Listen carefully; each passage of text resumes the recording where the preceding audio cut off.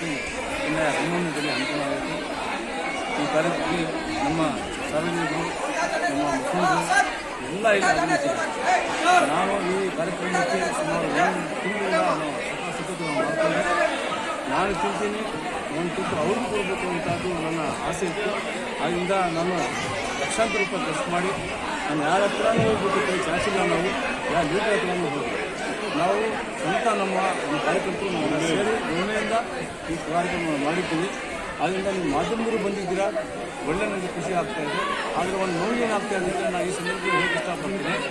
ನಾನು ಏನು ಯಾರಾದ್ರೂ ಆಹ್ವಾನ ಕೊಟ್ಟಿದ್ದೆ ರಾಜಕೀಯ ಮುಖಂಡರಿಗೆ, ಕಾಂಗ್ರೆಸ್ ಮುಖಂಡರಿಗೆ, ಇವತ್ತು ಟಿಪ್ಪು ಸುಲ್ತಾನ್ ಅಭಿಮಾನಿ ಅಂತ ಹೇಳಿಕೊಳ್ಳುವ ನಾಯಕರು ನಮ್ಮ ಕೋಲಾರಲ್ಲಿ MLA ಆಗಲಿ MLC ಆಗಲಿ ಇವರು ಏನಿದ್ದಾರೆ, ಇವರು ಇವತ್ತು ತೋರಿಸ್ಕೊಟ್ಟಿದ್ದಾರೆ. ನಾವು ಟಿಪ್ಪು ವಿರೋಧ ಅಂತ ಹೇಳ್ಬಿಟ್ಟು ಇವರು ತೋರಿಸ್ಕೊಟ್ಟಿದ್ದಾರೆ.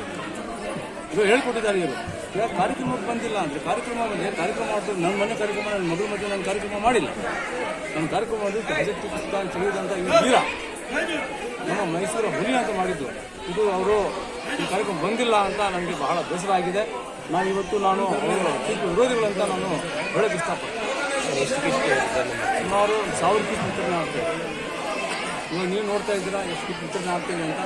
1000 ಕಿಟ್ ಅಕಸ್ಮಾತ್ ಕಡಿಮೆ ಬಿದ್ದರೆ ಮತ್ತೆ ಅವ್ರ ಖರ್ಚು ನಾವೆಲ್ಲ ಕೊಡೋಕ್ಕೆ ಯಾರು ಬಂದಿದ್ರು. ಇದು ನಮ್ಮ ಗೋಪಾಲಣ್ಣ ಅವರು ಬಂದಿದ್ದರು, ಮಂಟಪ ಅವರು ಬಂದಿದ್ದರು, ನಮ್ಮ ಹಿಂದೂ ಅಧ್ಯಕ್ಷರು ಬಂದಿದ್ದರು, ಆಮೇಲೆ ನಮ್ಮ ಚಲಪತಿ ಅವರು, ಗೋವಿಂದಣ್ಣವರು, ಆನಂದ್ ಎಲ್ಲ ಸಮಾಜನ ಬಂದಿದ್ದಾರೆ. ನಮ್ಮ ದಲಿತ ಮುಖಂಡರು ಹಾಗೂ ನಮ್ಮ ಉಲ್ಮಾದ ಆತಿಫ್ ರಹಮಾನ್ ಅವರು ಬಂದಿದ್ದಾರೆ. SDP ಜಿಲ್ಲೆ ಅಧ್ಯಕ್ಷರು ಬಂದಿದ್ದಾರೆ. ಅನೇಕ ಮುಖಂಡರು ಬಂದಿದ್ದಾರೆ. ಕಾರ್ಯಕ್ರಮ ಯಶಸ್ವಿಯಾಗಿದೆ ಅಂತ ನನಗೆ ಅನಿಸುತ್ತೆ.